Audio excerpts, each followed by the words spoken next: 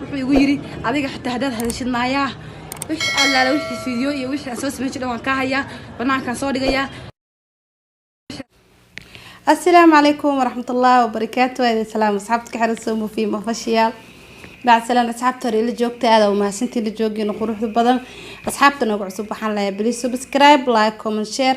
فيديو شير كريه أصحابتي اللي بداجة ما أنت أصحابته وحواي وأجدين فانول فلكم قدنا شيء كذا وحق صبر عبد عيسى عجونا كتي سلوات inay runta inay beentay kale iida takaad leeso iyo dhibaatada u geystay warbixinta uu ka hay daawasho waxaan saabta soo sameeyay jidhan waan ka hayaa banaankan soo dhigayaa. anagu way waxaan dad wada joogaan waxaan kuma ogeyn banaagahan iyo gabdhahan been bii sheegi jiray waayo xaaskiisa ma loo ilmooda yar baan u hayaa gabdha aan oo hadda inta magacooda aan ka sheegin oo xataa anigu qaarkood aan kolka ka aqaano wada fanaaniin walaalayaal ii sheegay ugu yiri naayaa adiga iyo gabdhahaasba fiidiyaasha iyo sawirada iyo waxa aan ka hayo dhan halkaasan soo dhigayaa.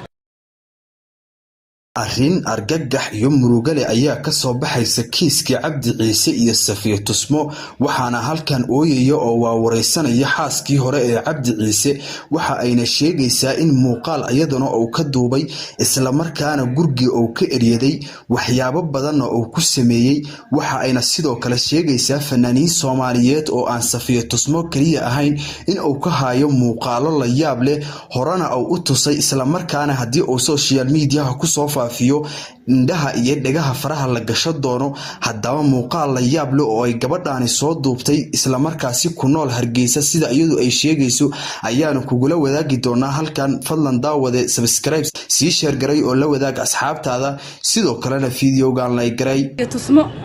yaa aniga asaga isku dhacnay marka aniga asaga isku dhacnaa waxaan ku iri walaalow waxaan ma iska daysid adiga aniga xaaskaaga banahay. gabadhan ayaa war argagax la soo tabinaysa isla markaana waa xaaskii hore ee Cabdi Ciise waxa ayna sheegaysaa in iyadana uu kula kacay fal argagax leh isla markaana uu ku sameeyay wax aan loo dul qaadan karin isla markaana ay u haydo caruur waxa ayna sheegaysaa in uu dil ugu booteeyay isla markaana uu gurigeedii ka soo eriyay haddeertaana waxa ay sheegaysaa in ay joogto gurigeeda guri aan ahayn oo familkooda ah isla markaana gurigeedii iyada oo ku qabay oo ka soo eriyaday. Safiya Tusmo markii uu muuqaaladeeda soo faafinayeen ay isku dhaceen isla markaana aysan ka warqabin waxa uu ka soo faafiyay Safiya Tusmo haddaba saaxiibayaan aan wada eegno wax yar aan wada jaleecno iyo isla markaasi waxa ay noo sheegayso iyo waxyaabo badan oo fashil ah oo ay banaanka keentay haddaba wax yar aan wada jaleecno.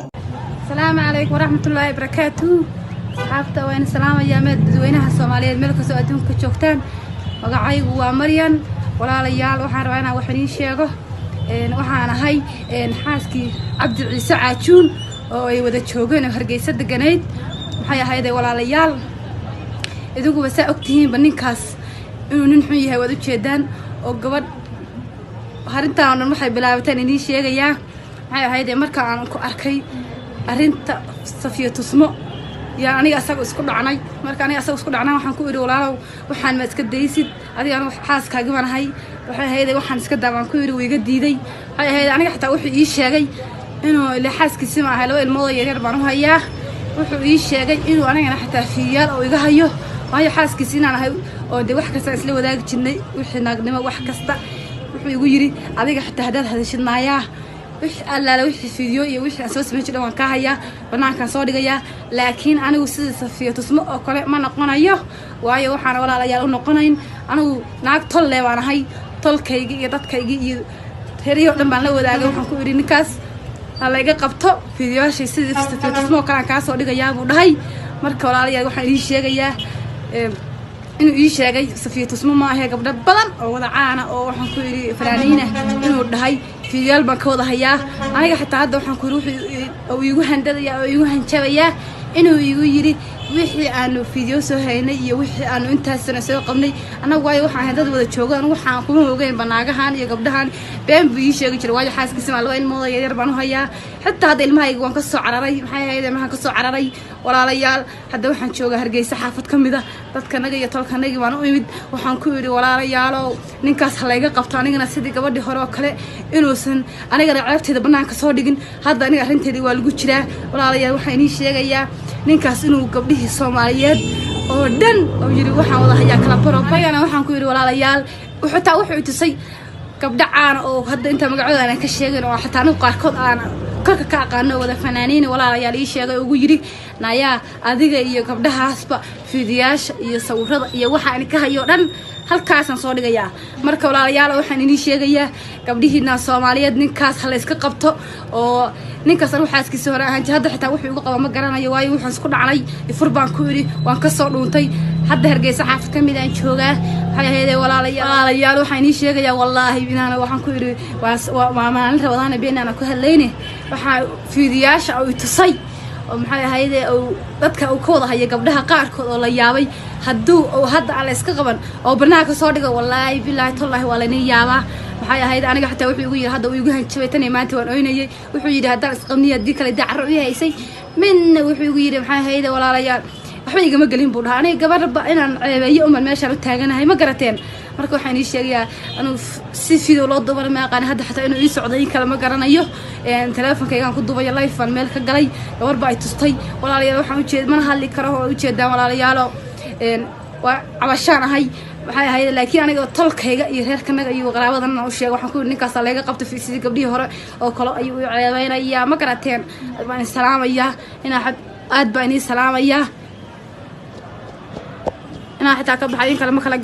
gabadhan ayaa waxyaabo badan taabatay isla markaana waxa ay sheegtay Cabdi Ciise in uu halis kula kacay isla markaana fiidiyo uu ka hayo fanaaniin Soomaaliyeed oo gabdha ah hadii uu social media ku soo fasaxaan la yaabi doono hadaba saaxiibayaal Cabdi Ciise ayaa qof walba oo fanaaniin ah Soomaaliyeed gabdhaha inta badan ka haya muuqaalo hadaba anagu ma garanayno sababta uu ku soo jiitay balse Safiya Tusmo ayaa sheegtay in sixir lagu haystay hadaba dabcan waxaanu maleeynaa in uu sixir ku haystay fanaaniinta Soomaaliyeed maadaama Cabdi Ciise wax kale oo lagu raaco ay si jirinin hadaba saaxiibayaal maxay tahay sababta uu Cabdi Ciise gabdhaha Soomaaliyeed sidaan ugu galayo isla markaana oo fiidiyoyada uga soo faafinayo gabadhan ayaa sheegtay in ay caruur u hayso isla markaana iyadana uu qadari waayay muuqaalna iyada oo aan ka duubay isla markaana uu ku yiri social media ayaan asagana ku soo fasaxaya hadii kale joog gurigaaga oo meel ha uga dhaqaaqin gabadhana waxa ay sheegtay in ay u dulqaado weyday isla markaana ay ka soo carartay guriga Cabdi Ciise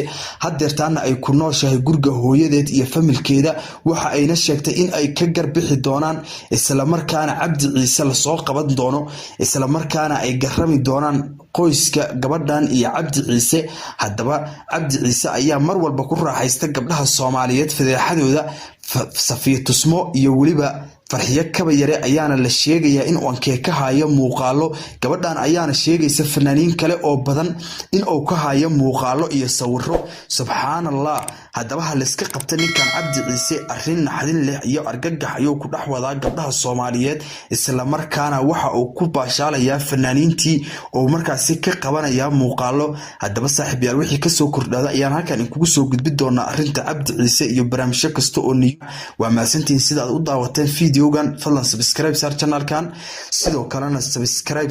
sidoo kalena u furo gambaleelka si ay kugu soo dhacaan subscribe like comment share video share gareey asxaabtiin la wadaag